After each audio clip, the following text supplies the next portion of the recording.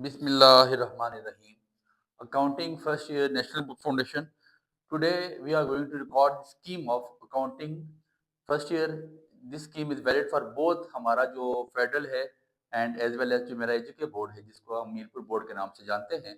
ये स्कीम आपकी दोनों बोर्ड्स के लिए वैलिड है और इंशाल्लाह मोर देन 95% आपको इस पर गारंटी दे रहा हूँ कि चीज़ें आपके पास ऐसे ही रहेंगी। 19-20 की फ्लक्चुएशन हो सकती है क्योंकि इंसान है, ह्यूमन एरर है, प्रिसीजन एक्यूरेसी तो आपको पता है ज़्यादा हो नहीं सकती, बट मोर देन 95% चीज़ें आपको इंशाल्लाह इसी तरह आएंगी। किताब आपके पास दोनों बोर्ड के लिए जो वैलिड है वो सुहेल अफजल की किताब है, जो पुरानी चलती है वही किताब आपने रखनी है। मैं साथ साथ चैप्टर के नाम लिखते जाऊंगा और बताता जाऊंगा चैप्टर से कितने शॉर्ट, कितने लॉन्ग और कितने ऑब्जेक्टिव हैं। और इंशाल्लाह मेरे अकाउंटिंग फर्स्ट ईयर के लेक्चर रिकॉर्ड भी हैं जिसमें बीआरएस है, बिल ऑफ एक्सचेंज है, 3-4 चैप्टर रिकॉर्ड है, आपको वो भी इंशाल्लाह उसके लिंक्स प्लेलिस्ट मौजूद है, उसको जाके करें। और एक सेपरेट लेक्चर बना दिया जाएगा for most important long question और most important short question. Short के बजाय शॉर्ट क्वेश्चंस के नोट्स भी तमाम एजुकेशन में समझा के ग्रुप में मौजूद हैं।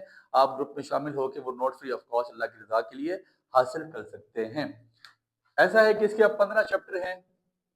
मैं चैप्टर का नाम लिखता जाऊंगा। पहला जो चैप्टर है वो अकाउंटिंग का इंट्रोडक्शन है और साथ में लिखता जाऊंगा S L O. S L O का क्या मतलब है sir? S for short, L for long and O for objective. ठीक है। दूसरा चैप्टर आपके पास transaction and accounting equation. Accounting equation के नाम से आपका सेकंड चैप्टर है।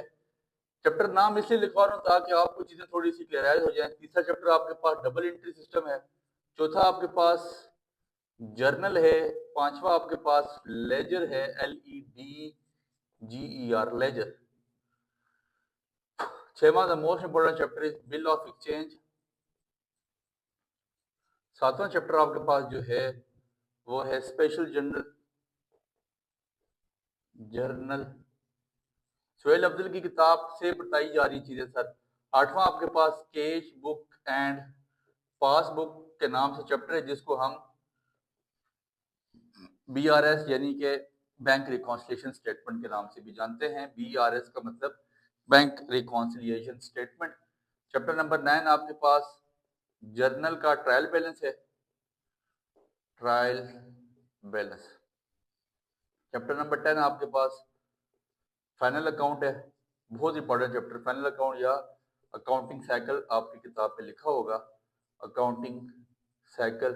11वां चैप्टर गालिबन आपके पास एडजस्टमेंट ऑफ फाइनल अकाउंट है, ये दोनों सेम ही है तकरीबन। एडजस्टमेंट ऑफ FA का मतलब फाइनल अकाउंट। चैप्टर नंबर 12 है आपके पास, इजी सा है, वर्कशीट। इसमें से तो खैर कुछ इतना पोर्शन नहीं आ रहा, MCQ आएगा। वर्कशीट। चैप्टर नंबर 13 आपके पास बहुत इंपॉर्टेंट है, फाइनेंशियल स्टेटमेंट्स के नाम से, फाइनेंशियल स्टेटमेंट्स।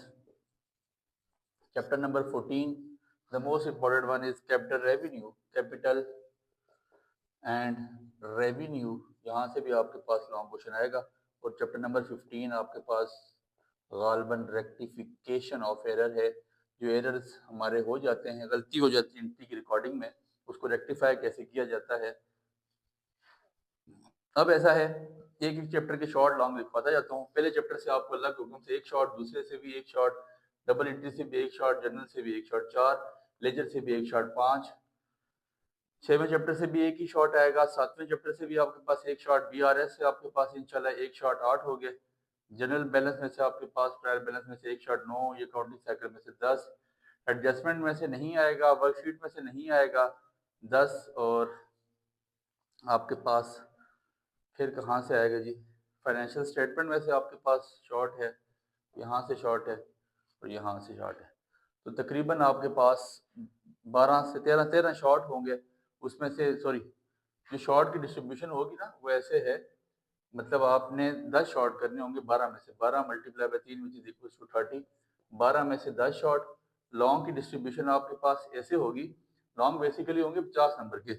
एक लॉन्ग ऐसा, मतलब दो लॉन्ग आएंगे जो आपके पास होंगे 20 नंबर के, उनमें से एक करना होगा।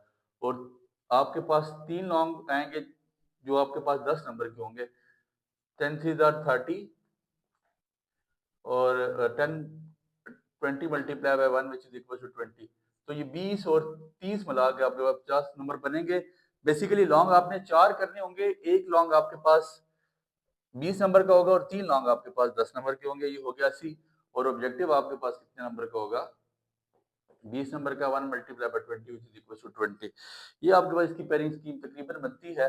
अब यहाँ पे शॉर्ट गिन लें, 1 2 3 4 5 6 7 8 9 10 10, तो ये यहाँ पे ये नहीं है, जनरल ट्रायल बैलेंस में शॉर्ट नहीं आएगा इंशाल्लाह।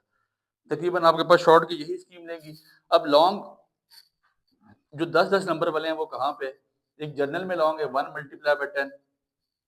फिर आपके पास एक गालबन आपके पास बिल ऑफ एक्सचेंज में लॉन्ग है 10 नंबर का 1 मल्टीप्लाई बाय 10।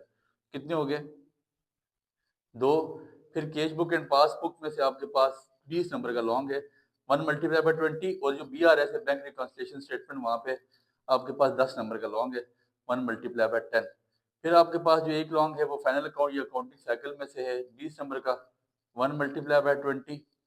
और फिर ये आपके पास 1 नंबर, इसमें मैंने फ्लक्चुएशन इसलिए डाली है, इसके चांस कम है अकाउंटिंग साइकिल के 20 नंबर के आने का। ये फाइनेंशियल स्टेटमेंट और ये जो cash book double entry system है, यहाँ से ही 20 नंबर का लॉन्ग आएगा। बट आपको ये चैप्टर में बता रहा हूँ, बट आप इस चैप्टर नंबर 10 को बेशक छोड़ दें। ये फाइनेंशियल स्टेटमेंट और आपके पास ये जो है चैप्टर नंबर 8 जिसमें आपके पास डबल एंट्री, वो लाजमी करें, सिंगल एंट्री सिस्टम आप लाजमी करें, वहां से आपके पास लॉन्ग कवर अप हो जाएगा।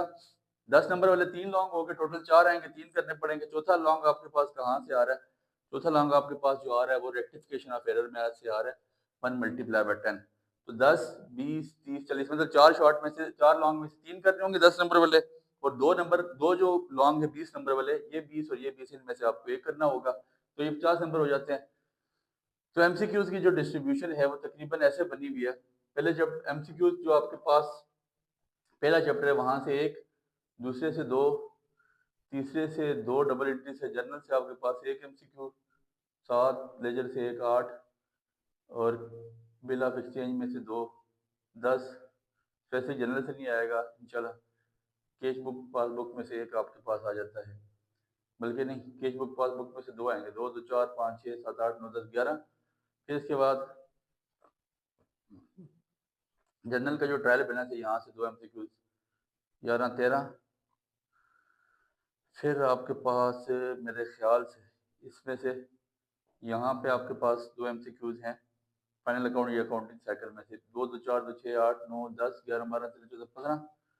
एडजस्टमेंट में से एक 16, वर्कशीट में से एक 17, फाइनेंशियल स्टेटमेंट में से एक 18, कैपिटल रेवेन्यू से एक 19, और ये आपके पास रेक्टिफिकेशन ऑफ एरर में से एक एमसीक्यू आएगा। साथ साथ में लिख के भी बताया और बोल भी दिया ताकि बात आपको समझ आ जाएगी इंशाल्लाह। और यही इसी तरह के आपके पास पेयरिंग स्कीम रहेगी फॉर अकाउंटिंग।